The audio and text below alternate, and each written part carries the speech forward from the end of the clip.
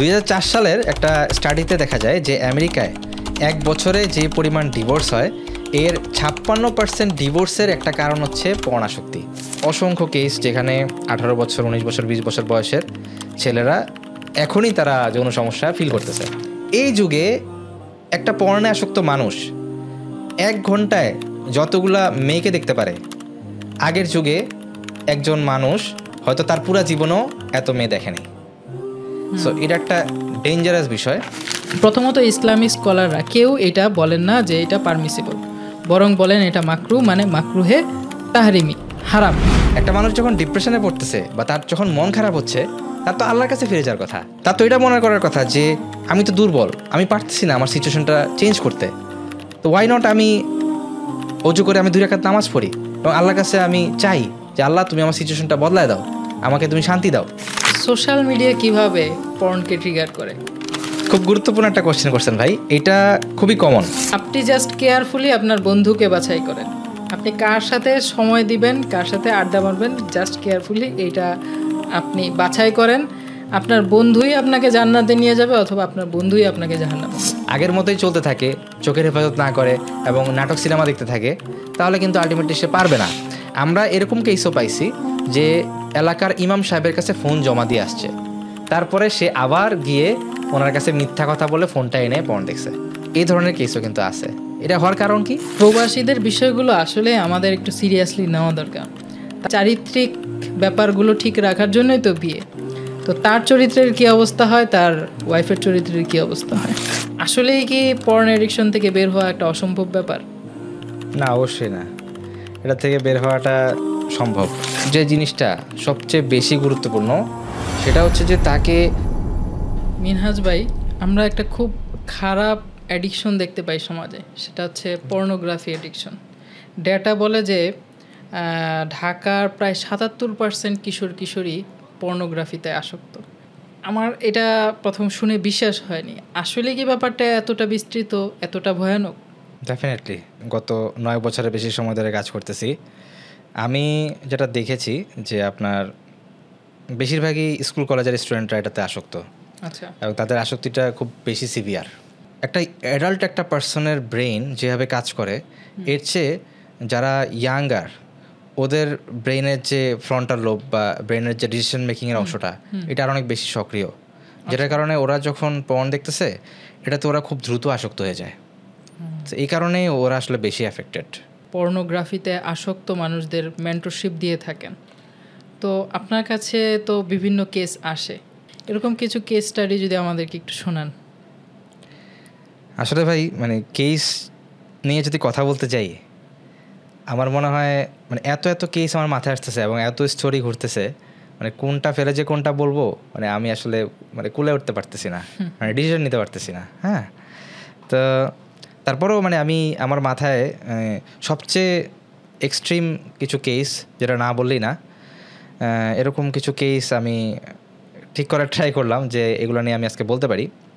তো এর মধ্যে একটা এক্সট্রিম কেস ছিল যে এক ভাই ভার্সিটি থেকে বের হওয়ার পরপরই উনি সরকারি জবের জন্য অ্যাপ্লাই করেন এবং আলহামদুলিল্লাহ উনি একটা ভালো জব পান। তো যেটা আমরা দেখি যে সাধারণত আমাদের দেশে বিভিন্ন গভর্নমেন্ট জবগুলোতে কিছু কিছু গভর্নমেন্ট জবে আছে যে একটা ভালো টাইম পাওয়া যায়, ফ্রি টাইম পাওয়া যায়। তো ওনার বেশ কিছু ফ্রি টাইম ছিল এবং উনি চিন্তা করলো যে ওয়াই নট আমি এটার পাশাপাশি আমি অন্য কিছু করার ট্রাই করি বা ইনকামের একটা সোর্স খুঁজি। ওইখান থেকে উনি চিন্তা করলো যে আমি ফ্রিল্যান্সিং শিখে আমি ফ্রিল্যান্সিংটা আমি হয়তো করতে পারি। এখান থেকে তার ফ্রিল্যান্সিং শেখা শুরু। ফ্রিল্যান্সিং শিখতে গিয়ে উনি যেটা দেখলো যে ওনার স্মৃতিশক্তি আগের মতো কাজ করতেছে না, এবং যেটা দেখা গেল যে উনি কিছুটা শিখতেছে, কয়েকদিন পর পরই ভুলে যাচ্ছে। তখন উনি বুঝলো যে না, আসলে আমার তো স্মৃতিশক্তি আগের মতো নাই। এবং এখান থেকে উনি আরেকটু চিন্তা করা শুরু করলো যে আসলে কেন হলো এটা।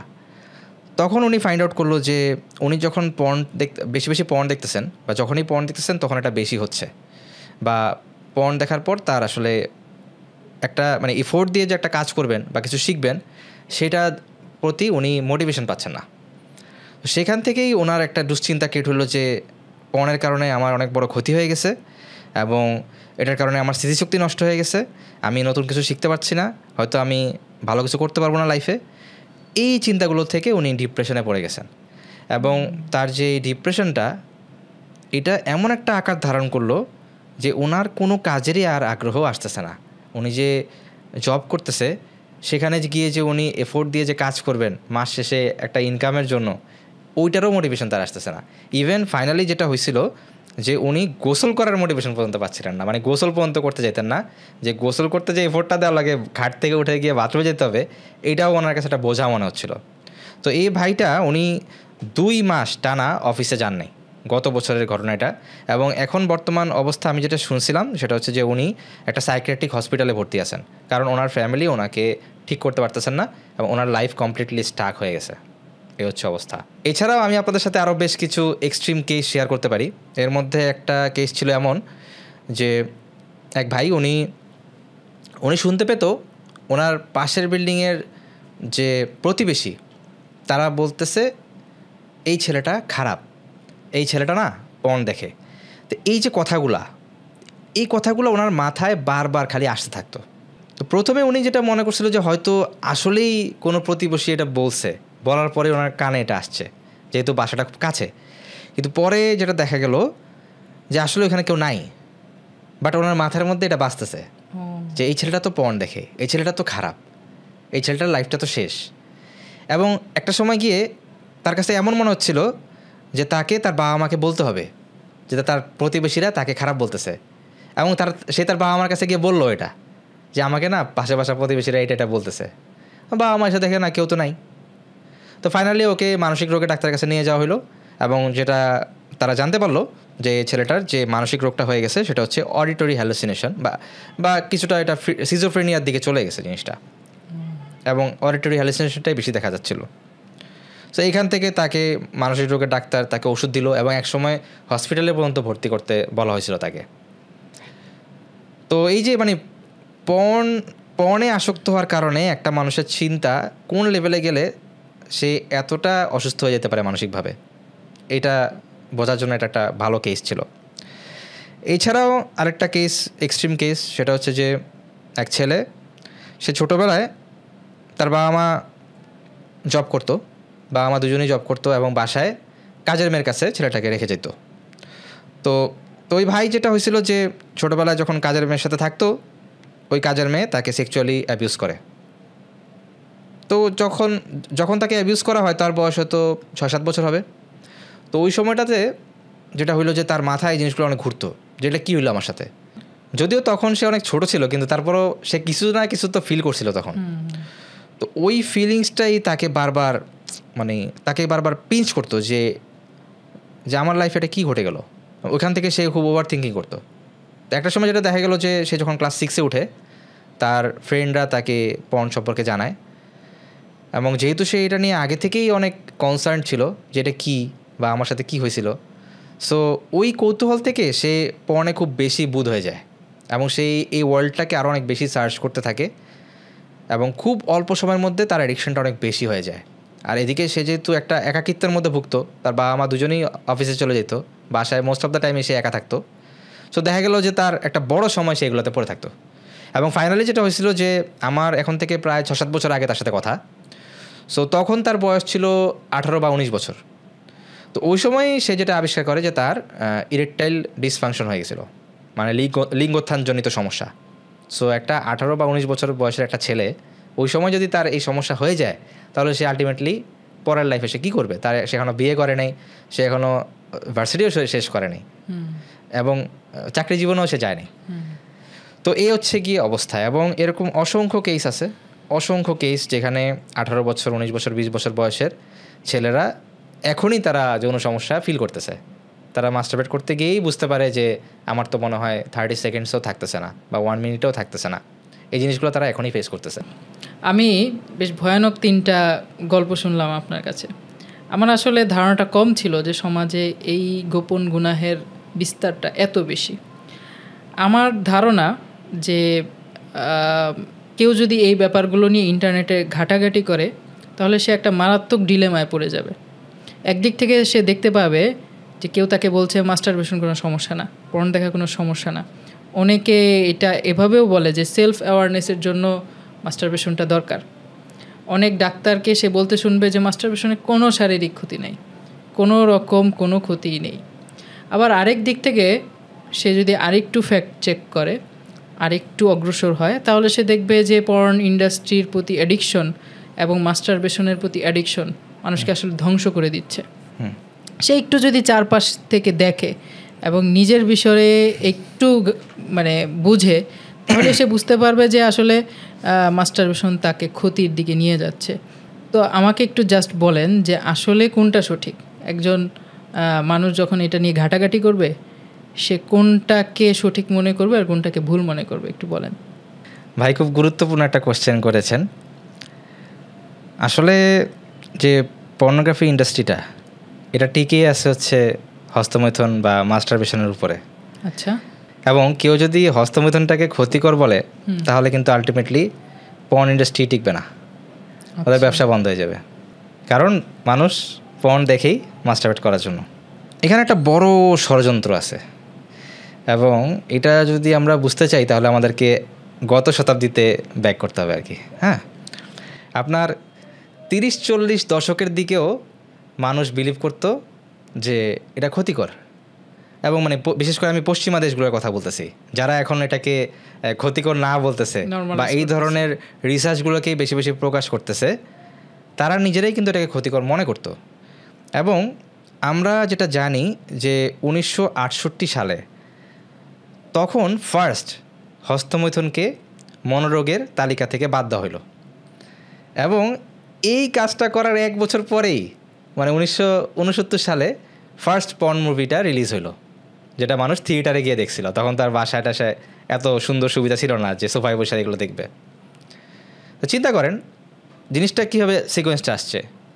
68 সালে এটা মনোরোগের তালিকা থেকে বাদ দেওয়া হলো, এটাকে নর্মালাইজ করা হলো, এবং 1 বছর পরেই পর্নের ইয়েটা শুরু হলো। তার মানে জিনিসটা লিঙ্কড, বোঝাই যাচ্ছে। এছাড়াও এটা যে ক্ষতিকর এরকম কিন্তু অনেক রিসার্চ আছে, কিন্তু বাস্তবতা এখন যেটা হয়ে গেছে, যারা নেটটাকে কন্ট্রোল করে তারাই এই ধরনের রিসার্চগুলোকে সামনে আসতে দিতেছে না। এবং আপনি সার্চ করলে দেখতে পারবেন যে ওরা এমনভাবে এসিও করছে যে ঘুরে ফিরে ওই মাস্টারবেশন ক্ষতিকর না ওই ধরনের জিনিসগুলোই আসতেছে। কিন্তু আগে কিন্তু আসতো, কিছুটা হলেও আসতো, কিন্তু এখন একদমই আসে না। একটা রিসার্চ যদি আমি বলি, সেটা হচ্ছে যে ডক্টর হ্যারি ফিশ নামে একজন ডক্টর, ইউরোলজি ফিল্ডের, উনি একটা রিসার্চ করে যেটা দেখতে পারেন যে ঘন ঘন হস্তমৈথুন করার কারণে মানুষের লিঙ্গোত্থানজনিত সমস্যা বা ইরেকশনজনিত সমস্যা হচ্ছে। এছাড়াও উনি যেটা বলেন যে কেউ যদি পর্ন দেখার সাথে সাথে হস্তমৈথুন করে, দুইটা একসাথে, তাহলে তার একসময় যে যৌন মিলন করার ক্ষমতা সেটাই হারায় যেতে পারে, বা এই ক্ষমতাটাই নষ্ট হয়ে যেতে পারে। ওনারা কিন্তু সার্টিফাইড অ্যাকাডেমিশিয়ান, রাইট? তো এই অ্যাকাডেমিশিয়ানদের কথাগুলো কোথায়? মানে এখন কেন সবাই ওই একটা সুরে তাল মিলাচ্ছে? এবং ওনাদের এখন যারা এটাকে ক্ষতিকর না বলতেছে, তাদের সাথে তো ওই যে আমাদের গত শতাব্দীর যে আলফ্রেড কিনসে, ওনার কথাবার্তাগুলো মিলে যাচ্ছে। এবং আমরা জানি যে উনি এমন একজন ব্যক্তি ছিলেন যিনি কিনা শিশুদের সাথে সেক্স করাকে উনি এটাকে ভালো মনে করতেন, এবং এগুলোকে উনি নর্মালাইজ করার ট্রাই করছিলেন। এবং ওনারা মনে করতেন যে শিশুদের যৌনাকাঙ্ক্ষা আছে, এবং এই ধরনের মানে আরও অনেক বিকৃত বিষয়গুলো ওনারা নিয়ে আসার চেষ্টা করছিলেন। এবং আমরা জানি যে ওই গ্রিক ফিলোসফির যে কিছু বিকৃত বিষয়গুলো ছিল, যে ওই মেয়েদের বাবার প্রতি সেক্সুয়াল আকাঙ্ক্ষা কিংবা ছেলেদের মায়ের প্রতি সেক্সুয়াল আকাঙ্ক্ষা, এই জিনিসগুলোতে তারা বিলিভ করতেন, মানে ফ্রয়েডীয় দৃষ্টিভঙ্গি যেগুলা।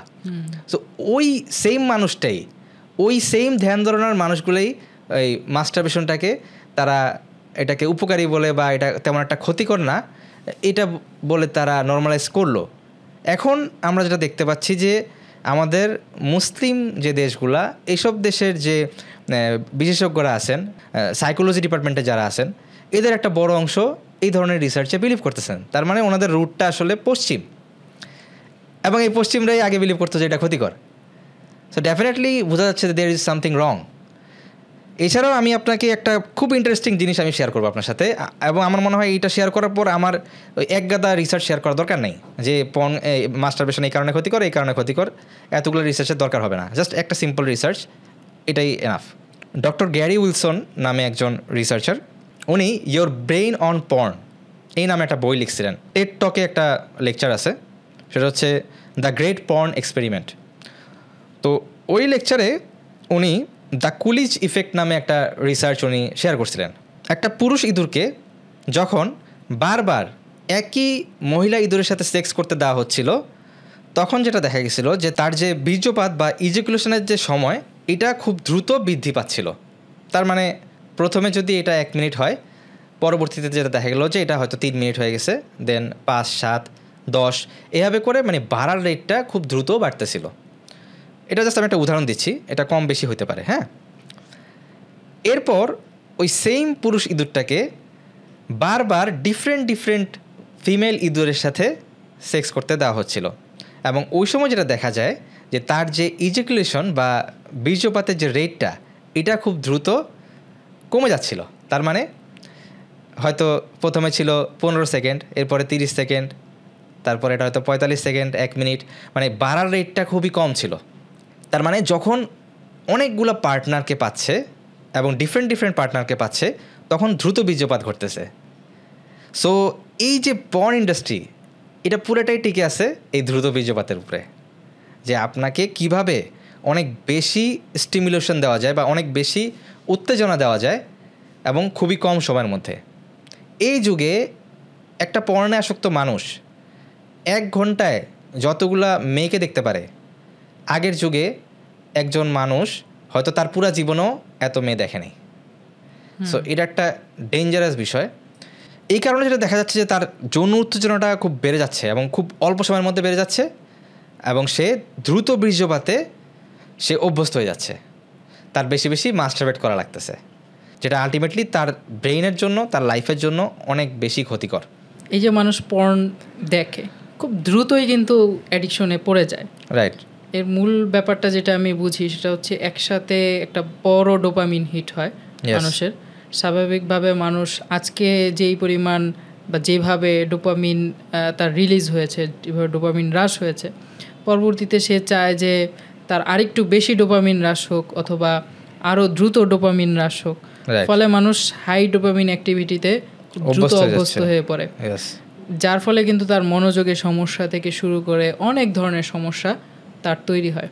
রাইট। মানে আমরা বিভিন্ন রিসার্চে কিন্তু দেখতে পাই যে মানুষ যখন পর্ন দেখে, পর্নের প্রতি এডিক্টেড হয়ে যায়, তখন তার ব্রেইন আসলে অনেক ভিন্নভাবে কাজ করে এবং সে কোকেইন, হিরোইন, ড্রাগ এগুলোর প্রতি যেই পরিমাণ আসক্ত হয়, তার থেকেও আর বহু গুণে আসক্ত হয়ে পড়ে পর্নের প্রতি এবং এই সমস্ত গোপন গুনাহের প্রতি। তখন আমি আপনার কাছে যেটা জানতে চাই যে পর্ন কিভাবে মানুষের সেক্সুয়াল লাইফকে ডিস্ট্রয় করে। পর্নের মধ্যে একটা মানুষ খুব অল্প সময়ের মধ্যে অনেক মেয়েকে দেখতে পারতেছে এবং নানান ধরনের ক্যাটাগরি দেখতে পারতেছে। তো এটার কারণে যেটা হয় যে সে স্বল্প সময়ের মধ্যে বেশি ডোপামিন রিলিজ করার প্রতি অভ্যস্ত হয়ে যাচ্ছে। মানে তার ব্রেইনটা ডোপামিনে ভরে থাকতে থাকতে অভ্যস্ত হয়ে যাচ্ছে এবং অল্প সময়ে সে খুব বেশি মজা বা স্টিমুলেশন পাচ্ছে। তো এখন একটা মানুষের বাস্তব জীবনে কিন্তু এটা হয় না।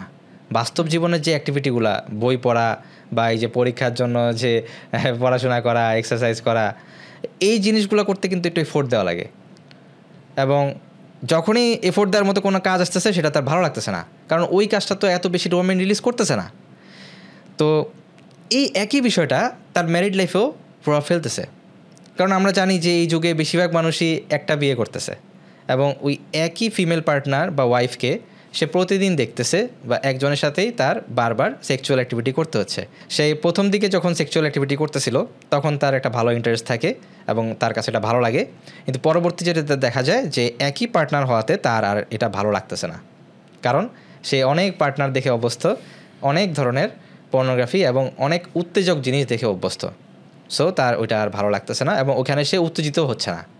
এই জন্য যেটা হচ্ছে যে পর্নের কারণে যে একটা বড় সমস্যা হয়ে যায় সেটা হচ্ছে ইরেকটাইল ডিসফাংশন এবং হচ্ছে প্রিম্যাচিওর ইজাকুলেশন। এভাবে দাম্পত্য জীবনের যে সেক্সুয়াল বিষয়টা এটা এফেক্টেড হচ্ছে এবং এই কারণে তাদের যে দাম্পত্য সম্পর্ক এটা নষ্ট হচ্ছে। 2004 সালের একটা স্টাডিতে দেখা যায় যে আমেরিকায় 1 বছরে যে পরিমাণ ডিভোর্স হয় এর 56% ডিভোর্সের একটা কারণ হচ্ছে পর্নাসক্তি।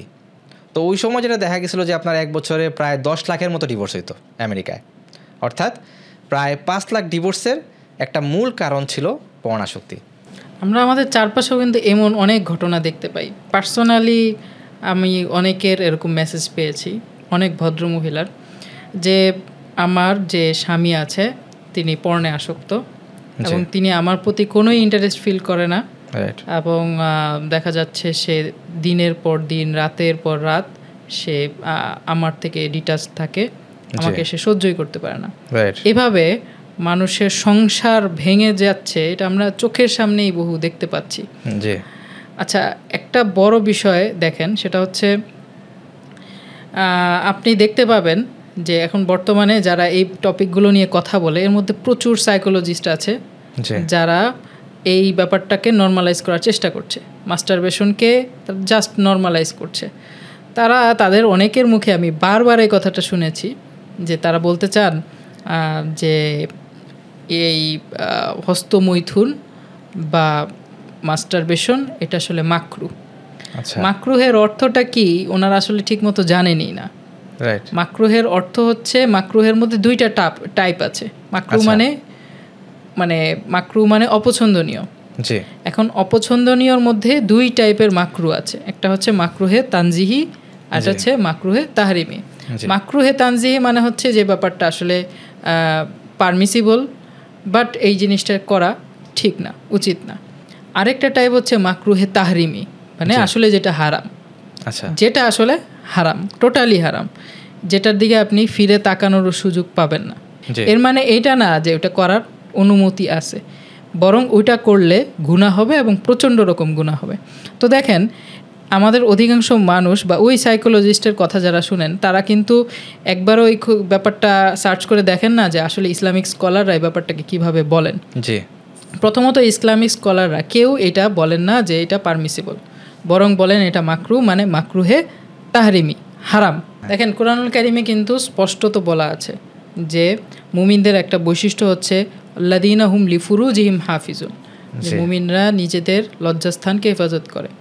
তবে দুই শ্রেণীর সঙ্গে তার লজ্জাস্থানের হেফাজত দরকার নেই। কি সেটা? তাদের স্ত্রীদের সঙ্গে এবং তাদের দাসীদের সাথে। এরপর তিনি বলছেন, আল্লাহ তাআলা বলছেন ফামানিবতাগা ওয়ারা আযালিক, এরপরে যে সীমালঙ্ঘন করে ফাউলাইকা হুমুল আদুন, নিশ্চয়ই তারা সীমালঙ্ঘনকারী, পাপাচারী। তো আল্লাহ তাআলা সোজাসুজি দুইটা বিষয়ের কথা বলেছেন, এই দুইটা বিষয়ের পরে আর কোনো জিনিস পারমিসিবল না। ঠিক তেমনিভাবে আল্লাহ রাসূল সাল্লাল্লাহু আলাইহি ওয়াসাল্লামকে দেখেন, তিনি বলছেন যে এটা বিখ্যাত হাদিস, মানিস্তাতা মিনকুমুল বা আতাফাল ইয়াতাজাওয়াজ, যে ব্যক্তি বিবাহ করার ক্ষমতা রাখে, সক্ষমতা রাখে আর্থিক দিক থেকে, সে যেন বিয়ে করে নেয়। আর যদি সে না করে, সেটা না করতে পারে, মানে তার টাকা পয়সা না থাকে, তাহলে সে যেন রোজা রাখে। এখানে দুইটা বিষয়, এক হচ্ছে হয়তো তাকে রোজা রাখতে হবে আর নয়তো তাকে বিয়ে করতে হবে। এখানে আল্লাহ রাসূল সাল্লাল্লাহু আলাইহি ওয়াসাল্লাম কিন্তু অনুমতি দেন নাই যে ওকে ঠিক আছে তুমি এই কাজটা করতে পারো, এবং এটা কোনো স্কুল অফ থটে কিন্তু অনুমোদিত না যে একজন মানুষ এই কাজটা করতে পারে, কোনোভাবেই এটা অনুমোদিত না। তো এখন ব্যাপারটা হচ্ছে ইসলামিক একটা টার্ম নিয়ে ওই সাইকোলজিস্টদের দেখবেন তারা ভুলভাল বোঝাচ্ছে মানুষকে, এবং মানুষ এই যে গুনাহ করছে, এই গুনাহের ভার কি ওই সাইকোলজিস্টরা নেবেন? এই গুনাহের ভাগ তাদের নিতে হবে। এক হাদিসের মধ্যে রাসূল করিম সাল্লাল্লাহু আলাইহি ওয়াসাল্লাম এভাবে বলেছেন, নাকিহুল ইয়াদ মালউনুন বা আল মালউন মান নাকাহা ইয়াদাহু। যদিও হাদিসটার ব্যাপারে কথাবার্তা আছে, এখানে আল্লাহ রাসূল সাল্লাল্লাহু আলাইহি ওয়াসাল্লাম বলছেন যে ব্যক্তি নিজের হাতকে বিবাহ করে, মানে হস্তমৈথুন করে, তাকে আল্লাহ তাআলা লানত দিয়েছেন, তাকে আল্লাহ তাআলা তার যে রহমতের অবস্থা সেখান থেকে বের করে দিয়েছেন। আরেকটা হাদিসের মধ্যে খুব ভয়ঙ্কর কথা এসেছে যে কিয়ামতের দিন এক শ্রেণীর মানুষকে দেখা যাবে তাদের হাত হুবলা, মানে সন্তান সম্ভবা নারীদের যেমন ফুলে থাকে তাদের উদর, ঠিক তেমনিভাবে মানুষের এক শ্রেণীর মানুষের হাতকে দেখা যাবে হাত ফুলে আছে, মানুষ দেখেই বুঝতে পারবে যে সে আসলে হস্তমৈথুন করত। তো এই জাতীয় মানুষকে আল্লাহ তাআলা সে সময় বড় শাস্তির মুখে ফেলবেন, এবং মানুষের সামনে সেদিন কিয়ামতের দিন তাকে লজ্জিত হতে হবে। মানুষ দেখেই বুঝবে যে সে আসলে হস্তমৈথুন করত। এটা কিন্তু একজন মানুষ কল্পনা করলেই তার শিউরে ওঠার মতো একটা ব্যাপার। তো আমি আসলে যেটা বলতে চাচ্ছি যে এক শ্রেণীর মানুষকে আমরা এই ব্যাপারটা নিয়ে প্রচুর বিভ্রান্তি তৈরি করতে দেখি। মিনহাজ ভাই, আমরা একটা জিনিস দেখি, সেটা হচ্ছে সমাজের সর্বস্তরের মানুষের মধ্যে তো এটা আছেই, হস্তমৈথুন ব্যাপারটা, মাস্টারবেশন, পর্ন দেখা। রাইট। তবে এক শ্রেণীর মানুষের কাছে আমার কাছে মনে হয় যে এই ব্যাপারটা অনেক বেশি পরিমাণে হারটা, সংখ্যাটা, রাইট। তারা হচ্ছে আমাদের প্রবাসী ভাইরা। জি। এবং প্রবাসী ভাইরা নিজেরাও নানান রকম ওলটপালট ব্যাপারের সঙ্গে জড়িত হয়ে যান, গোপন গুনাহের মধ্যে তারা জড়িত হয়ে যান, এবং তারা এক্ষেত্রে অনেক ধরনের সীমা লঙ্ঘন করেন, আমরা সেটা জানি বিভিন্ন পত্রপত্রিকা মারফত।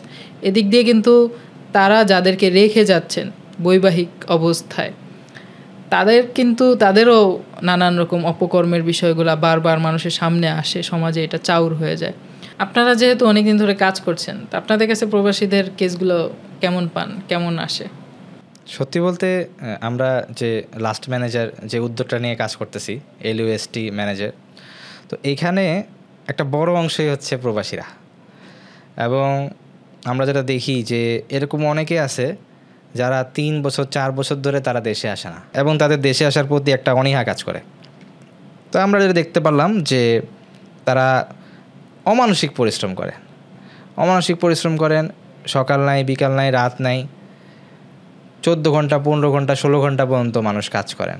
এবং এই অমানবিক পরিশ্রম শেষে যখন তারা বাসায় আসেন, তখন তাদের কাছে একটা শূন্যতা ফিল হয়, এবং এরপরে সেখান থেকে তারা পর্ন দেখে, মাস্টারবেট করে।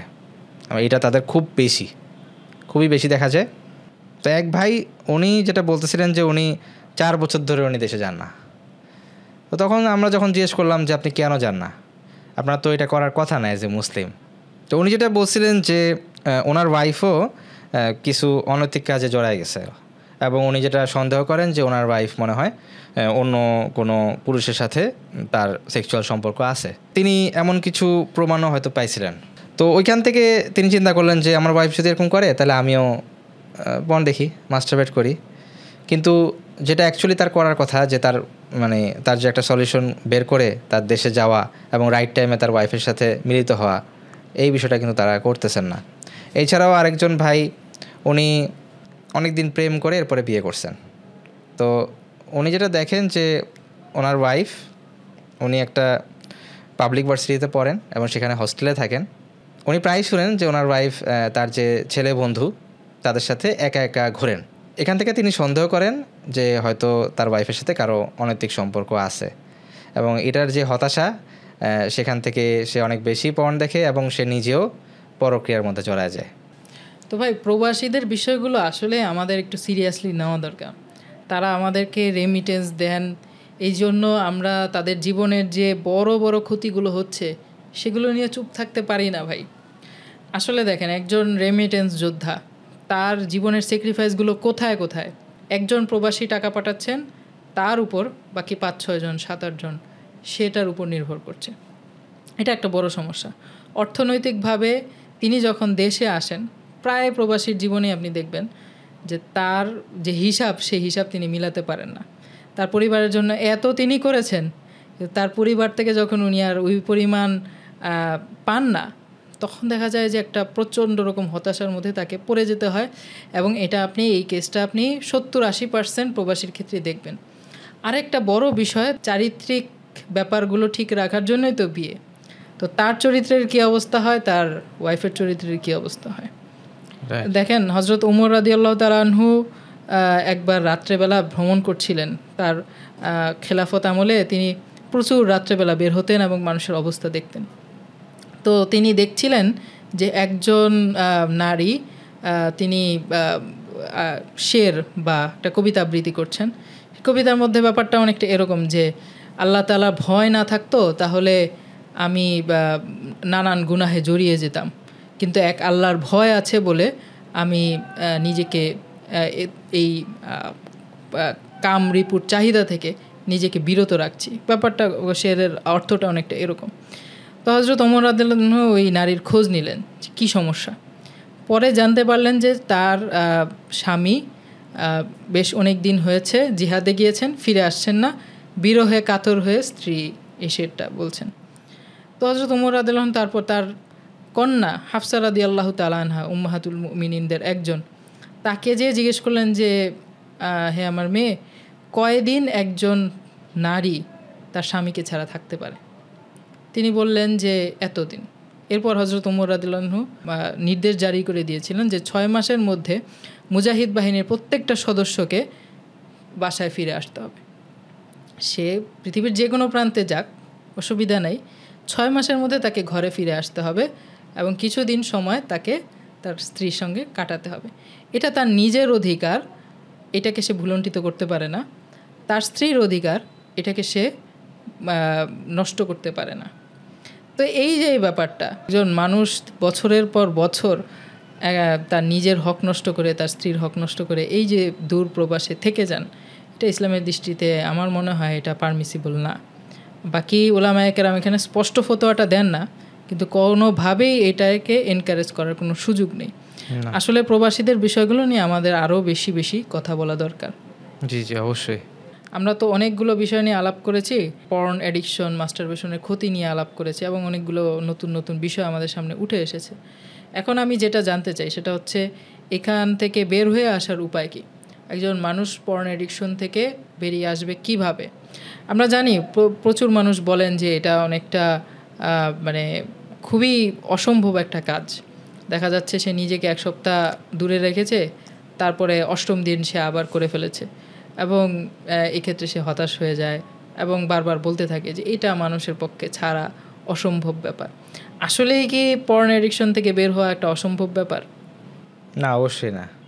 এটা থেকে বের হওয়াটা সম্ভব এবং এটা যে কোনো মানুষই, যারা এটাতে অ্যাডিক্টেড, যে কোনো মানুষ এখান থেকে বেরোতে পারবে ইনশাল্লাহ। কী প্রক্রিয়াতে হলে এটা সম্ভব? আসলে বিষয়টা যেটা হচ্ছে যে অনেকেই স্ট্রাগল করেন এবং অনেকে দেখা গেছে যে একটা ভালো সময় দূরেও থাকেন। দেখা গেল আমরা এরকমও কেস পাইছি যে 1 বছর টানা দূরে ছিল পর্ন থেকে, এবং আমাদের যে লাস্ট ম্যানেজার এখানেই এমন ইউজার আছেন আলহামদুলিল্লাহ। 2 বছর দূরে ছিলেন, এরকম মানুষও আছেন। কিন্তু সমস্যা হচ্ছে যে 2 বছর দূরে থাকার পর আবার যখন এই মানুষটা পর্ন দেখা শুরু করলো, সে খুব দ্রুতই আবার অ্যাডিক্টেড হয়ে যাচ্ছে। অথচ হিরোইন কোকেনের ক্ষেত্রেও কিন্তু এমন দেখা যায় না, গাঁজার ক্ষেত্রেও এমন দেখা যায় না যে একটা মানুষ 2 বছর গাঁজার থেকে দূরে আছে, সে আবার একদিন খেয়ে ফেললো, এর পরের দিন থেকেই তার অনেক বেশি অ্যাডিকশন শুরু হয়ে গেলো বা এটার প্রতি খুব বেশি স্টিমুলেশন চলে আসলো। সেখানেও কিন্তু একটু সময় লাগে আবার আগের অ্যাডিকশনটা আসতে। কিন্তু পর্নের ক্ষেত্রে এই জিনিসটা খুব দ্রুত আসে, কারণ এই জিনিসটা, পর্নের বিষয়টা একটা যে আমাদের যে স্বাভাবিক যৌনতা বা যৌন আকর্ষণ, সেটার সাথে লিঙ্কড। পর্ন মাস্টারবেশন অ্যাডিকশন থেকে বের হওয়ার জন্য প্রথম যে জিনিসটা সবচেয়ে বেশি গুরুত্বপূর্ণ, সেটা হচ্ছে যে তাকে তার যে এই অ্যাডিকশনটা, এটার মূল কারণ বা ট্রিগারটা খুঁজে বের করতে হবে। ট্রিগার হচ্ছে এমন কিছু যেটা তাকে তার আসক্তির দিকে নিয়ে যাচ্ছে। যেমন একজন মুসলিমের জন্য যে তাকওয়া বা আল্লাহর ভয়, এইটা না থাকাটা, এটা ইটসেলফ একটা কিন্তু এই ইয়ার মধ্যেই পড়ে, যে প্যাটার্নের মধ্যে।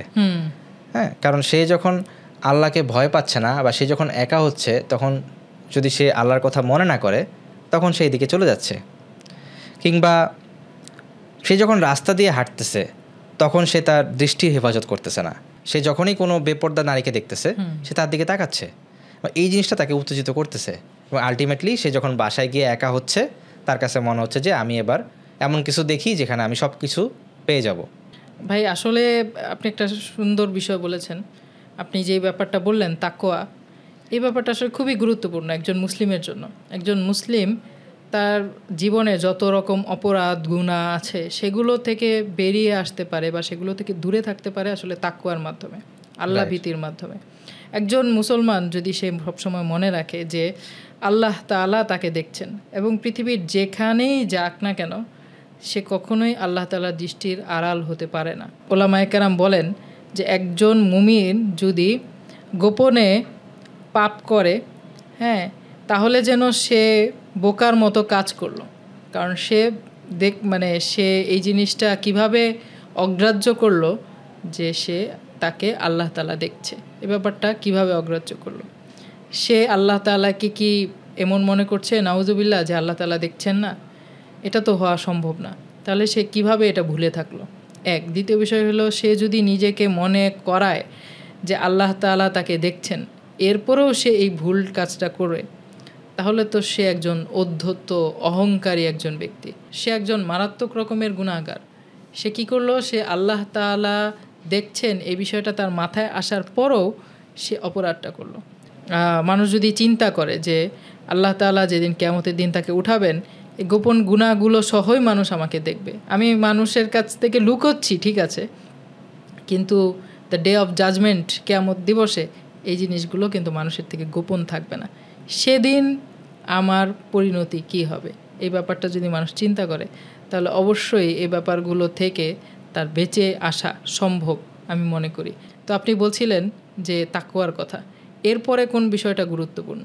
পর্ন আসক্তির আরও বেশ কিছু ট্রিগার আছে। এটার মধ্যে অন্যতম হচ্ছে যে বিভিন্ন মানসিক এবং সামাজিক সমস্যা। অনেক মানুষ মনে করে যে একমাত্র যৌনাকাঙ্ক্ষাই এটার সবচেয়ে বড় ট্রিগার, বা বিষয়টা কিন্তু এরকম না। আমরা জানি যে সাধারণত পানির উপরে আইসবার্গের 10% অংশ থাকে, আর বাকি 90%ই থাকে পানির নিচে।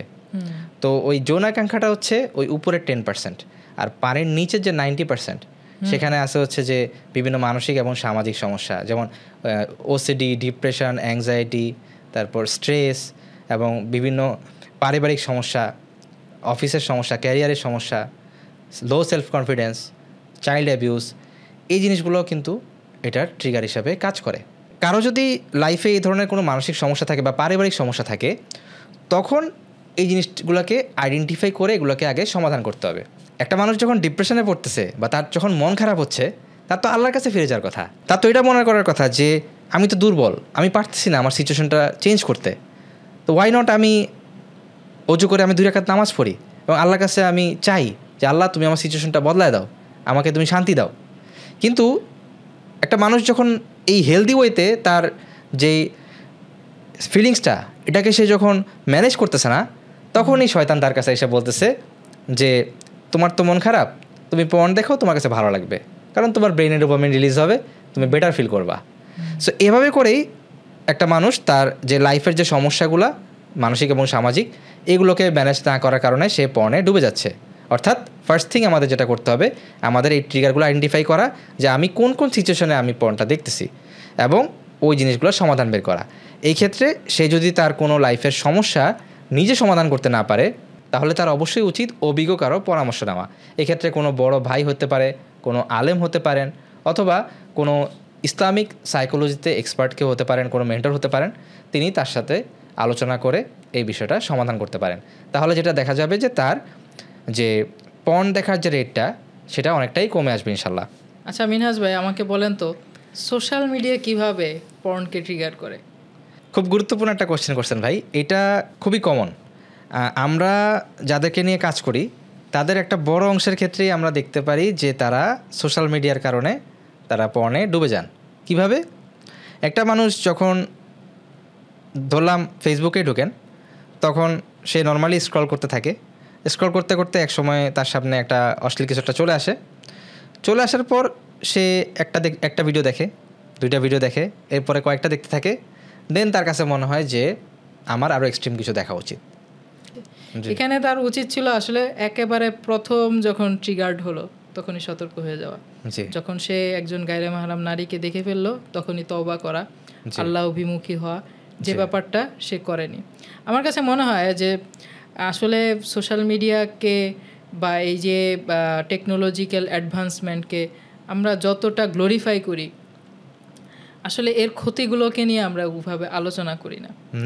মুফতি তাকি উসমানী হাফিজাহুল্লাহ বলেছেন যে তার মোবাইলে, স্মার্টফোনে নানান রকম গুনাহে জড়িয়ে যায়, নিজেকে কন্ট্রোল করতে পারে না, তার জন্য স্মার্টফোন ব্যবহার করা হারাম। তিনি এটা সরাসরি ফতোয়া দিয়েছেন। কিন্তু আমরা কয়জন এরকম ব্যাপারটাকে মানি? আমরা আসলে স্মার্টফোনটা ব্যবহার করি এবং এর দ্বারা আমাদের নানান রকম গুনাহ হয়ে যায় আমরা জানি, তারপরেও স্মার্টফোনের অ্যাডিকশন থেকে আমরা বের হই না। স্মার্টফোন অ্যাডিকশন অনেক ধরনের ঝামেলা আমাদেরকে নিয়ে যায়। যেমন ধরা যাক, স্মার্টফোন বা সোশ্যাল মিডিয়া অ্যাডিকশন আমাদের অ্যাটেনশন স্প্যান কমিয়ে দেয়, আমাদের পারিবারিক জীবনে নানা রকম ঝামেলা তৈরি করে, আমাদের সামাজিক জীবনে ঝামেলা করে, আমাদের কেরিয়ার নষ্ট করে ফেলে একরকম। এই জন্য আমার কাছে মনে হয় যে স্মার্টফোন থেকে দূরে রাখা, অন্তত স্মার্টফোন যদি আমার প্রয়োজন হয় একেবারে ব্যক্তিগতভাবে, স্মার্টফোনটাকে আমি আমার থেকে অনেক দূরে রাখবো। ধরা যাক অন্য কোনো রুমে রেখে আসবো, যাতে আমি এটার প্রতি আসক্ত না হয়ে পড়ি। অথবা একটা স্মার্টফোনের বাইরের একটা সময় আমি নির্ধারণ করতে পারি যে রাত 10টার পরে আমি একদমই স্মার্টফোন রাখবো না, স্মার্টফোনটা অন্য কারো কাছে আমি দিয়ে রাখবো। আমি অনেক আলেম ওলামাকে দেখেছি যে তাদের কাছে দুইটা মোবাইল কেন, একটার মধ্যে সমস্ত কল করার জন্য, কথা বলার জন্য, আর একটা মোবাইল স্মার্টফোন কখনো হোয়াটসঅ্যাপ চালাতে হলে অথবা অন্য কোনো বিষয়ে ইমেল আদান প্রদান করতে হলে তারা ওই স্মার্টফোনটা ব্যবহার করেন। তো মূলত কি একটা সময় তাহলে কি হয় যে আমার কল আসার জন্য একটা মোবাইল আছে, যে মোবাইলটার মধ্যে আমি সবার সাথে কানেক্ট হতে পারবো, আর আমার ডিজিটাল লাইফের জন্য আরেকটা মোবাইল আছে। তিনি কিন্তু খুব সহজেই তার ডিজিটাল লাইফটাকে তার একেবারে প্রয়োজনীয় লাইফ থেকে আলাদা করতে পারছেন। তা আমাদের অধিকাংশই কিন্তু এটা নাই।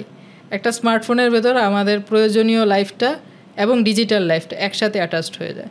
যখন আমি প্রয়োজনীয় যে ব্যাপারগুলো, একটা কল আসা, কারোর সাথে যোগাযোগ করা, এই ব্যাপারগুলোর দ্বারা খুব সহজে আমি ডিজিটালি যে ক্ষতিকর ব্যাপারগুলো সেগুলোর সাথে ইনভলভ হয়ে যাই।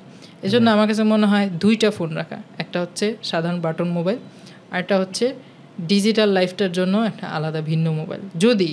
যদি আমার আত্মবিশ্বাস থাকে যে আমি নিজেকে সব ধরনের ব্যাপারগুলো থেকে কন্ট্রোল করতে পারবো, তাহলে ওই আলাদা একটা মোবাইল রাখা যেতে পারে।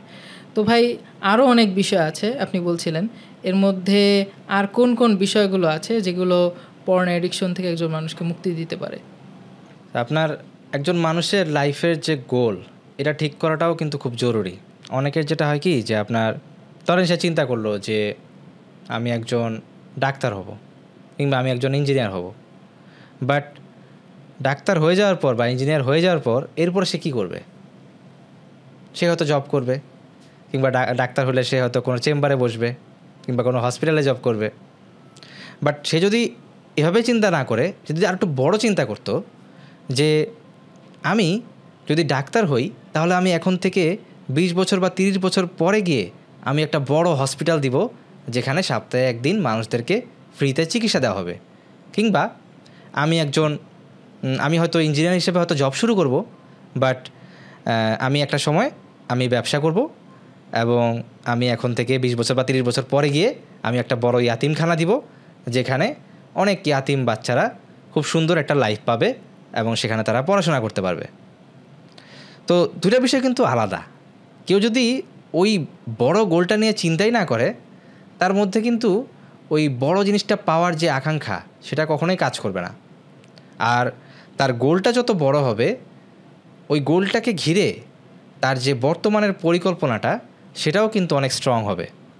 যেমন সে যদি 30 বছর পরে ওই গোলটা অ্যাচিভ করতে চায় যে আমি একটা বড় মাদ্রাসা দিব বা বড় একটা ইয়াতিমখানা দিব, তাহলে তাকে 10 বছরে কী করতে হবে? তাকে 5 বছরে কী করতে হবে? 1 বছর, 6 মাস, 3 মাস, 1 মাসে কী করতে হবে? এভাবে করে সে যদি চিন্তা করে এবং এটার উপরে যে সে তার রুটিনটা বানায়, তখন তার রুটিনটা কিন্তু অনেক স্ট্রং হবে এবং সেখানে একটা ম্যাপিং থাকবে, তার লাইফের একটা পারপাস থাকবে। এছাড়াও আমাদের লাইফের যে সবচেয়ে বড় গোল, যে আমাদেরকে জান্নাত পেতে হবে, সেটা আমাদের যে এই গোলটা, এটাকে কেন্দ্র করেও কিন্তু আমাদের লাইফটাকে গড়তে হবে। যে আমাদের একটা হচ্ছে যে আমাদের পরকালের গোল, এবং পরকালের গোলটাকে কেন্দ্র করে আমাদের যে ফরজ এবং সুন্নাহ যে অ্যাক্টিভিটিগুলো আছে আমাদের লাইফের, সেটাকে কেন্দ্র করে আমাদের রুটিনটাতে আমাদের কিছু টাস্ক থাকলো, এবং আমাদের যে দুনিয়াবি লাইফটা, সেটাকে কেন্দ্র করেও আমরা আমাদের টাস্কগুলো অ্যাড করলাম। সো দুইটার সমন্বয়ে যখন আমাদের রুটিনটা হবে, তখনই একটা সুন্দর রুটিন হবে এবং সেই রুটিনটা আমরা ফলো করতে পারবো, এবং রুটিনটা ফলো করার প্রতি আমাদের একটা অন্যরকম একটা মোটিভেশন কাজ করবে। তো যে মানুষটা এরকম একটা বড় লক্ষ্যকে কেন্দ্র করে রুটিন নিয়ে কাজ করে, তার কিন্তু পর্নের মতো অ্যাডিকশানে জড়ানোর সম্ভাবনাটা অনেক কমে যায়। আমার কাছে আরেকটা বিষয় মনে হয়, সেটা হচ্ছে নেককার লোকদের, সালিহিনদের কাছাকাছি বসা। অবশ্যই নেককার লোকদের কাছে বসলে আখেরাতের কথা স্মরণ হবে। একজন মানুষ যখন আখেরাতের কথা স্মরণ করবে, তখন তার আসলে পাপাচারের দিকে আগ্রহটা কমে আসবে, দুনিয়ার প্রতি আসক্তিটা কমে আসবে। সে বুঝতে পারবে যে চোখ বন্ধ করলেই তো আমার আরেকটা জগৎ শুরু হবে, সেই জগতের কোনো কুল কিনারা নাই, একবার শুরু হবে, এরপর অনন্তকালের জীবন। সেই জীবনটা সাজানোর জন্য আমাকে এখন কাজ করতে হবে। তো সালেহীনদের সঙ্গে বসা, নেক লোকদের সঙ্গে বসা, এটা আমার কাছে একটা খুবই গুরুত্বপূর্ণ ব্যাপার মনে হয়। আরেকটা ব্যাপার খুব গুরুত্বপূর্ণ মনে হয়, সেটা হচ্ছে বন্ধু বাছাই। অবশ্যই। এটা আসলে বন্ধু বাছাইটা কত যে গুরুত্বপূর্ণ এটা আসলে বলে বোঝানো সম্ভব না। রাইট, এখানে একটু আমি ইন্টারাপ্ট করি জি, জি। যে আপনার আমরা যেটা দেখতে পাই যে একটা মানুষ কিভাবে অ্যাডিক্টেড হয়েছে পর্নে, আমরা বেশিরভাগ কেসে দেখি মানে 80-90% কেসেই দেখি যে এটা তাদের বন্ধুদের থেকে আসছে, তার বন্ধুরাই তাদেরকে ফার্স্ট পর্ন দেখাইছিল। আপনি জাস্ট কেয়ারফুলি আপনার বন্ধুকে বাছাই করেন, আপনি কার সাথে সময় দিবেন, কার সাথে আড্ডা মারবেন, জাস্ট কেয়ারফুলি এইটা আপনি বাছাই করেন। আপনার বন্ধুই আপনাকে জান্নাতে নিয়ে যাবে অথবা আপনার বন্ধুই আপনাকে জাহান্নামে নিয়ে যাবে। রাইট, আপনি যদি রাইট বন্ধুর সঙ্গে সময় কাটান, আপনি বলতেও পারবেন না, আপনার তেমন কিছু করাও লাগবে না, ইনশাআল্লাহ আপনি জান্নাতের পথ ধরে হাঁটা শুরু করবেন।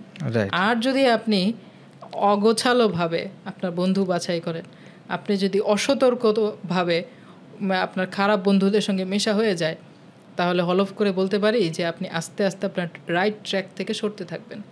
এই ব্যাপারটা খুবই খুবই ভয়ঙ্কর এবং এই ব্যাপারটা খুব কেয়ারফুলি নেওয়া উচিত। রাইট। আরেকটা গুরুত্বপূর্ণ বিষয় হচ্ছে ফোনে ব্লকার ইউজ করা। ব্লকারটা কি? ব্লকারটা হচ্ছে অনেকটা বাউন্ডারি দেওয়ার মতো, যে একটা মানুষ চাইলো সাথে সাথে সে এক ক্লিকে সে পর্ন অ্যাক্সেস করতে পারতেছে, এই জায়গাটাতে একটা বাধা সৃষ্টি করা। ভালো কিছু ব্লকারের নাম বলেন যেটা মানুষজন ইনস্টল করতে পারে। ওয়ার্ল্ড ওয়াইড বেশ কিছু ভালো ব্লকার আছে। এর মধ্যে একটা হচ্ছে ব্লকার হিরো, যেটা অ্যান্ড্রয়েড ফোনের জন্য পাওয়া যায়। দেন ব্লকার এক্স আছে, যেটা অ্যান্ড্রয়েড আইফোন দুটাতেই পাওয়া যায়। এবং আমাদের দেশে আমরা জানি যে কাফ নামে একটা কোম্পানি আছে, ওনারা বেশ ভালো কাজ করতেছেন। ওনাদের একটা ব্লকার হচ্ছে কাফ গার্ড। এখন কথা হচ্ছে যে কোন ব্লকারটা আমরা ইউজ করব বা কোনটা আমাদের জন্য সবচেয়ে ইফেক্টিভ হবে। এখানে আসলে অ্যান্সারটা দেওয়া বেশ টাফ। তবে এখন পর্যন্ত আমরা যেটা দেখছি সেটা হচ্ছে যে আমাদের দেশে যেহেতু বেশিরভাগ মানুষই ইন্টারন্যাশনাল যে ব্লকারগুলো আছে সেগুলো কিনতে পারে না, এবং ওগুলো কিনতে গেলে ইন্টারন্যাশনাল কার্ড লাগে। সো এই ক্ষেত্রে তাদের জন্য ফ্রি ব্লকারগুলোই বেটার। তো এর মধ্যে ফ্রি ব্লকারের মধ্যে আমরা যেটা দেখছি যে অ্যান্ড্রয়েড ফোনের জন্য ব্লকার হিরোটা বেশ ভালো কাজ করে। এখন একটা বিষয় আমাদেরকে বলে রাখতে হবে, সেটা হচ্ছে যে যখন একটা ব্লকারকে ভালোভাবে কাজ করাতে হয় তখন সেই ব্লকারটাকে ফোনের অনেক গুরুত্বপূর্ণ পারমিশন দিতে হয়। পারমিশন দেওয়ার ফলে এমনও হতে পারে যে তার ফোনের গুরুত্বপূর্ণ ইনফরমেশন ওই যে ব্লকার কোম্পানি তারা দেখতে পারে। এই জন্য যেটা হচ্ছে যে এটা আমরা বলে রাখি যে এই ধরনের চান্স আছে, কিন্তু এখন পর্যন্ত আমরা এমন কাউকে পাই নাই যে বলছে যে আমার ফোনে এই ব্লকারটা ইউজ করার কারণে এই সমস্যাটা হয়েছে। কিন্তু এটা আমরা বলে রাখি যে ব্লকারটা ইউজ করার কারণে যেহেতু আপনাকে সেন্সিটিভ পারমিশন দিতে হচ্ছে, সো তারা কিন্তু আপনার ফোনের অন্যান্য জিনিসগুলো অ্যাক্সেস করতে পারে, এবং কেউ যদি এটা ইউজ করে এটা জেনেই তাকে ইউজ করতে হবে। তো এই ক্ষেত্রে আমাদের মুসলিম যে ভাইরা আছে তাদের যে ব্লকার আছে সেটা ইউজ করার ক্ষেত্রে আবার বলতে পারি যে এখানে একটা সেফটি কাজ করে বা একটা ট্রাস্টের বিষয় কাজ করে। ওই দিক থেকে কেউ চাইলে অবশ্যই কাফ গার্ড ব্লকারটা ইউজ করতে পারেন। কিন্তু এখানে একটা প্রবলেম হচ্ছে এটা আবার সহজে বাইপাস করা যায়, যেটা নিয়ে ওনারা কাজ করতেছেন এটাকে বেটার করার জন্য। তো এই হচ্ছে অবস্থা। এখন কথা হচ্ছে ব্লকার বাইপাস তো অনেকে করে ফেলে, অনেকে ব্লকারটা পর্ন দেখার সময় বন্ধ করে ফেলতে পারে। জি, এগুলো থেকে বাঁচার উপায় কি? কেউ যদি ধরা যাক ট্রিগার্ড হলো, পর্ন সাইটে চলে যাচ্ছে, ব্লকারটা বন্ধ করে দিল, জি, তো কি করতে পারে আসলে এই ক্ষেত্রে? এই ক্ষেত্রে আমরা আমাদের লাস্ট ম্যানেজার থেকে, আমাদের লাস্ট ম্যানেজারের যে অ্যান্ড্রয়েড অ্যাপ আছে ওইখানে যারা আমাদের সাবস্ক্রিপশন অ্যাড হয়, মান্থলি সাবস্ক্রিপশন, ওদেরকে আমরা একটা সার্ভিস দেই। সেটা হচ্ছে যে আমরা তার ব্লকারের মধ্যে পার্টনার হয়ে যাই, মানে তার অ্যাকাউন্টেবিলিটি পার্টনার। অর্থাৎ আমরা তাদেরকে একটা ইমেল দিয়ে দিই, ওই ইমেলটা সে যদি তার ব্লকারে অ্যাড করে তাহলে সে আমাদের পারমিশন ছাড়া ব্লকারটা বন্ধ করতে পারবে না, অথবা ব্লকারের কোনো সেটিংস চেঞ্জ করতে পারবে না। এর মাধ্যমে একটা খুবই ভালো একটা উপকার হয়, এবং সে যদি কোনো কিছু অফ করতে যায় তাহলে আমাদের কাছে মেইল চলে আসে, আমরা যদি অ্যাকসেপ্ট করি তাহলে সেটা বন্ধ হবে, না হলে বন্ধ হবে না। এইভাবে জিনিসটা কাজ করতেছে আলহামদুলিল্লাহ। সো আমরা এরকম ধরে রাখতে পারি যে লাস্ট ম্যানেজার যারা ব্যবহার করে তাদের আসলে পর্ন দেখার চান্সটা নেই, অথবা পর্ন দেখার চান্সটা খুবই কম। আলহামদুলিল্লাহ, মানে এটা বেশ কমে আসে। এবং আমাদের এখানে এমনও ইউজার আছে যে টানা প্রায় 1 বছর এটা থেকে দূরে ছিলেন। তবে এখানে একটা গুরুত্বপূর্ণ বিষয় বলে রাখা উচিত, সেটা হচ্ছে যে শুধু ব্লকারটাকে কেউ যদি সলিউশন মনে করে তাহলে ভুল হবে। কারণ দেখা গেল যে একটা মানুষ যদি দুনিয়ার সবচেয়ে ভালো ব্লকারটাও ইউজ করে, কিন্তু দেখা গেল সে তার লাইফের যে অন্যান্য অ্যাসপেক্ট, যেমন তার ইমানটা বাড়ানো কিংবা তাকওয়া নিয়ে কাজ করা অথবা নেককারদের সংস্পর্শে থাকা এই বিষয়টা, কিংবা তার লাইফস্টাইল রুটিন, এগুলো যদি সে ঠিক না করে সে যদি আগের মতোই চলতে থাকে, চোখের হেফাজত না করে এবং নাটক সিনেমা দেখতে থাকে, তাহলে কিন্তু আলটিমেটলি সে পারবে না। এবং দেখা যাবে যে তার বাসার যে ফোনটাতে ব্লকার নাই, সে ওটাতে গিয়ে এই ধরনের অ্যাক্টিভিটিতে আবার জড়ায় যাবে। এটা খুবই স্বাভাবিক বিষয়। আমরা এরকম কেসও পাইছি যে এলাকার ইমাম সাহেবের কাছে ফোন জমা দিয়ে আসছে, তারপরে সে আবার গিয়ে ওনার কাছে মিথ্যা কথা বলে ফোনটা এনে পর্ন দেখছে। এই ধরনের কেসও কিন্তু আছে। এটা হওয়ার কারণ কি? কারণ সে তার লাইফের যে অন্যান্য এক্সপেক্ট সেটা নিয়ে কাজ করে নাই, সে শুধুমাত্র এই জিনিসটার প্রতিই ডিপেন্ডেন্ট ছিল যে আমার ফোনটা দূরে সারালেই মনে হয়ে যাবে বা আমার জাস্ট ব্লকার ইউজ করলেই মনে হবে। বিষয়টা কিন্তু এরকম হয় না সবসময়। যে ব্যক্তির লাইফ ঠিক থাকে, তার মানসিকতা ঠিক থাকে, মাইন্ডসেট ঠিক থাকে, ইমান ঠিক থাকে, তার সাথে ফোন থাকলেও সে এটা দেখবে না, এবং তার ফোনে যদি কোনো ব্লকারও না থাকে তারপরেও সে এটা দেখবে না। না, আমি বলি এখন লাইফস্টাইল চেঞ্জ করার কথা অনেকে বলেন যে পর্ন অ্যাডিকশন থেকে বের হওয়ার জন্য আসলে একটা সুন্দর লাইফস্টাইল গ্রহণ করতে হবে। তা আমাকে একটু বলেন তার যে আপনারা সুন্দর লাইফস্টাইল, একটা হেলদি লাইফস্টাইল বলতে আসলে আপনারা কি বুঝান? সুন্দর লাইফস্টাইল বলতে গেলে আমরা জাস্ট সিম্পলি আমাদের রাসূল সাল্লাল্লাহু আলাইহি সাল্লামের লাইফটার দিকে তাকাইলেই আমরা এটা পেয়ে যাব।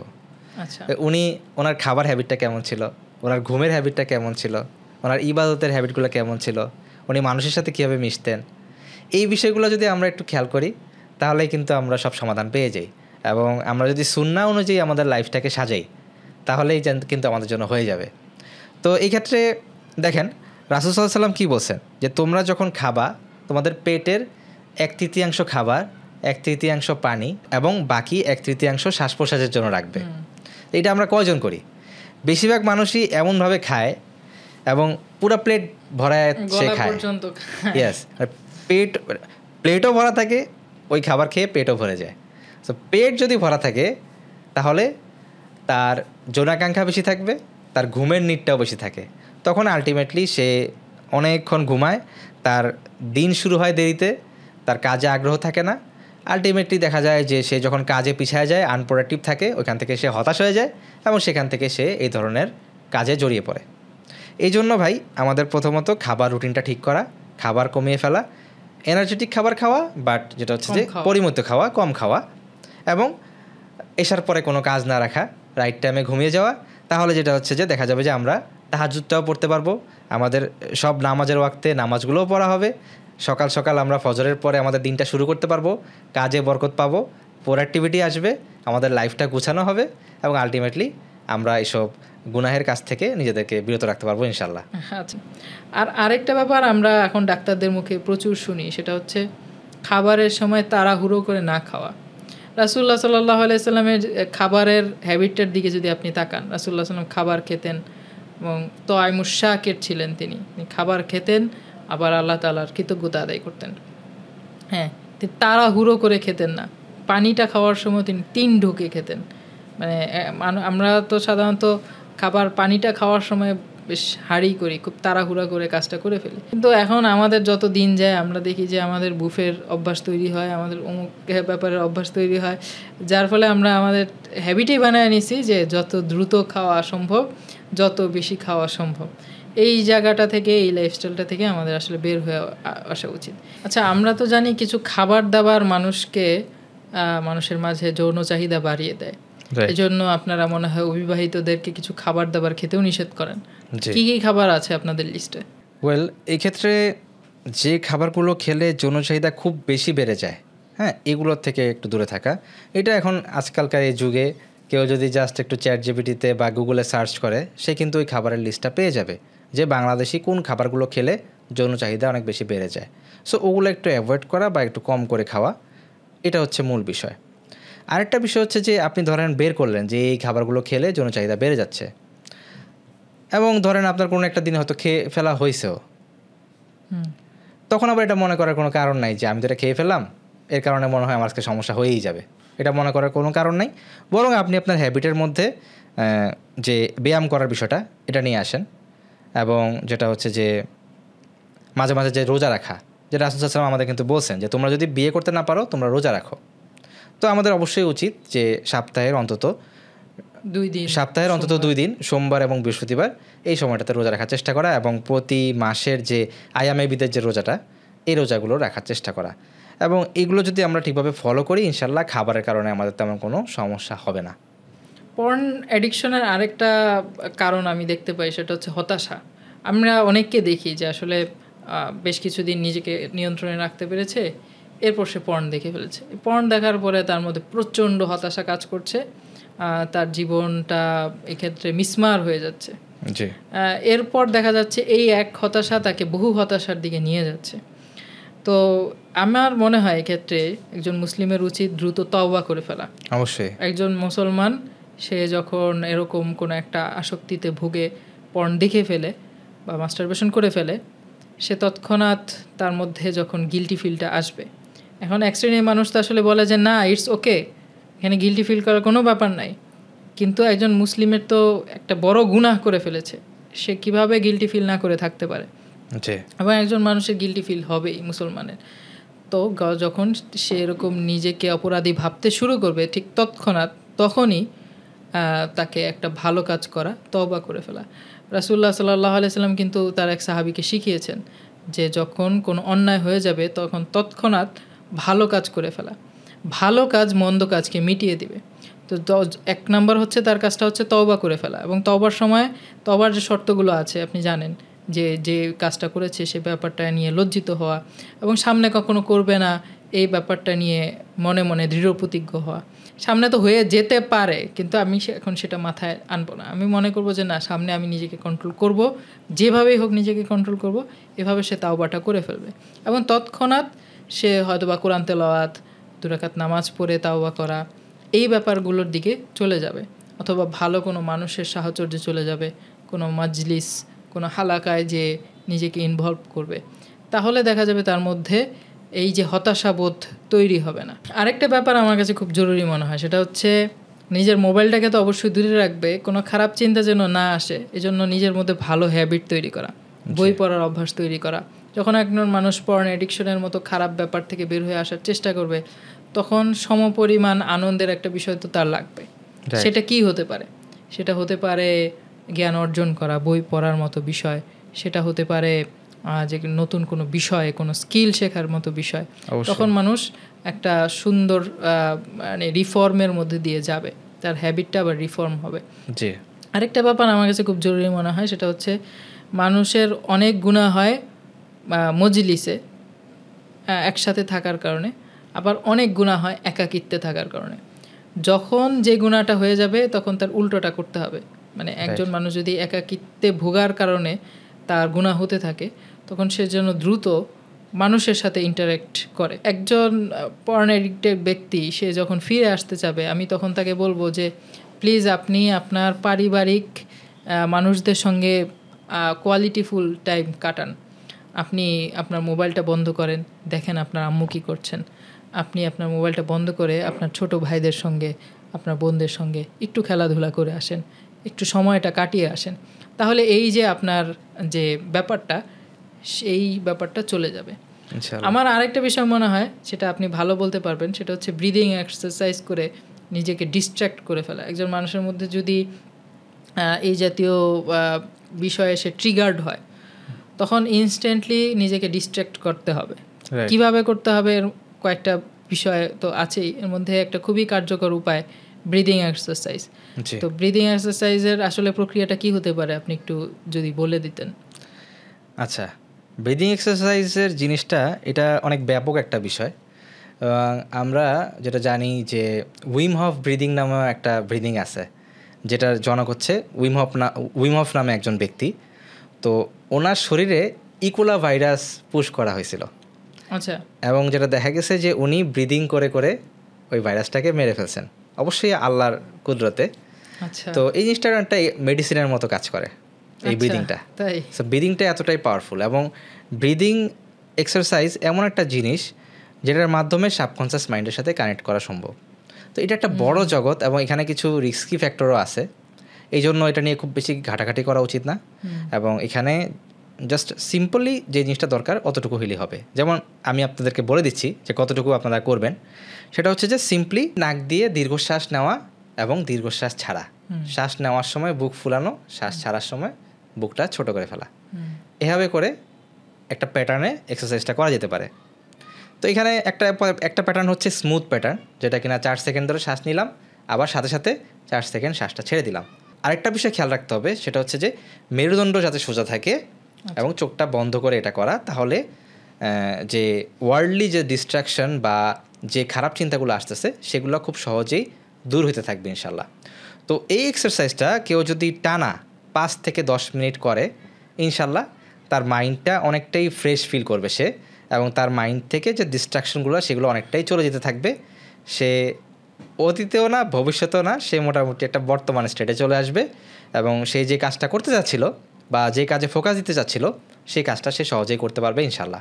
এখানে আরেকটা জিনিস যেটা বলতে পারি সেটা হচ্ছে ব্রিদিং এক্সারসাইজের সাথে যে জিকির অথবা যে আউযুবিল্লাহি মিনাশ শাইতানির রাজিম, মানে আল্লাহর কাছে যে শয়তান থেকে পানা চাওয়া, এগুলো কিন্তু চাইলে অ্যাড করা যেতে পারে। যেমন সে শ্বাস নিল, শ্বাস ছাড়ার সময় সে বললো আউযুবিল্লাহি মিনাশ শাইতানির রাজিম, কিংবা শ্বাস নিল ছাড়ার সময় সে বললো যে লা ইলাহা ইল্লাল্লাহ বা আল্লাহু আকবার। এভাবে কিন্তু সে তার মাইন্ডটাকে আল্লাহর দিকে ঘুরায় ফেলতে পারে এবং এর মাধ্যমে সে এই ধরনের গুনাহ থেকে মুক্তি পেতে পারে ইনশাল্লাহ। আচ্ছা মিনহাজ ভাই, এখন আমি আসলে যেটা জানতে চাই সেটা হচ্ছে অনেক ধরনের সলিউশন নিয়ে তো আমরা কথা বললাম, সবগুলো তো মানুষের মনে থাকবেও না। কোন সময় কোনটা আগে করা দরকার, একজন মানুষ কিভাবে খুব অল্প সময়ের মধ্যে এই ব্যাপারগুলো, এই অ্যাডিকশনগুলো থেকে বের হয়ে আসতে পারবে, এই জন্য তো আসলে গাইডেড ওয়েতে এগোলে তার জন্য ভালো। জি, তো এই গাইডেড ওয়েটা আসলে কি হতে পারে? ওয়েল, এখানে আসলে যেটা হয় যে মানুষ অনেক বই পড়ে এবং এই যে আজকে যে আমরা কথা বললাম, আমরা অনেকগুলো টিপস শেয়ার করলাম। আমাদের এই পডকাস্টটা শোনার আগেও হয়তো অনেকেই আছে যে অনেক ভিডিও দেখছেন এবং অনেক কিছু জানছেন, বাট কয়েকদিন ফলো করার পর এরপর দেখা যায় যে আবার আগে সেই প্যাটার্নটা ফিরে আসে। তারপর তাদের কাছে মনে হয় যে আমি তো অনেক কিছুই অ্যাপ্লাই করলাম, অনেক কিছুই করলাম, এখন তো আবার আমি এটা দেখে ফেললাম, তার মানে কোনো কিছুই মনে হয় কাজ করে না। তো এটা একটা ভুল ধারণা।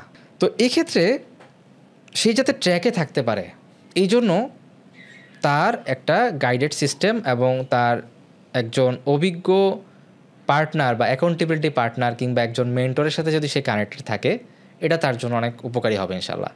কিভাবে?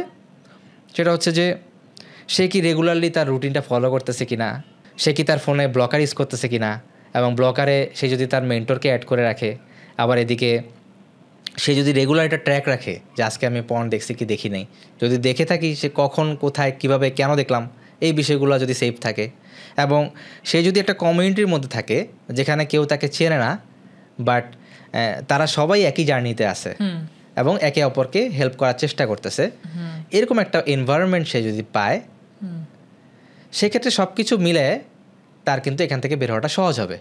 এছাড়াও যদি কখনো এমন হয় যে সে কয়েকদিন যাওয়ার পর তার হয়তো আবার ইচ্ছা করতেছে, তখন সে যদি সেই মেন্টরকে রিচ করে যে আমার আবার সমস্যা হচ্ছে, তখন উনি তাকে কিছু মোটিভেশন দিল, কিংবা যদি কোনোভাবে আবার সে দেখে ফেলে এবং সে যদি হতাশ ফিল করে, তখন সে আবার যদি সে মেন্টরের কাছে রিচ করে, তখন উনি তাকে সেই হতাশা থেকে মুক্ত হয়ে আবার সামনে এগিয়ে যেতে সহায়তা করলো। তো এই বিষয়গুলো যদি প্রপারলি ফলো করা হয় তাহলে কিন্তু তার জন্য অনেক সহজ হবে। তো এই যে বিষয়গুলো বললাম, এই সব কিছুই কিন্তু আমাদের যে অ্যাপটা লাস্ট ম্যানেজার, LUST ম্যানেজার, এই অ্যান্ড্রয়েড অ্যাপের মধ্যে আছে এবং এটার iOS ভার্সনটাও সামনে চলে আসবে ইনশাল্লাহ। তো আমাদের মূলত উদ্দেশ্যটা হচ্ছে যে মানুষের পরিচয় গোপন রেখে তাকে ভার্চুয়ালি হেল্প করা। সো এই যে মানে এই জিনিসটা থেকে বের হওয়ার জন্য যত ধরনের সলিউশন দরকার সব কিছুই কিন্তু আমরা নিয়ে আসছি।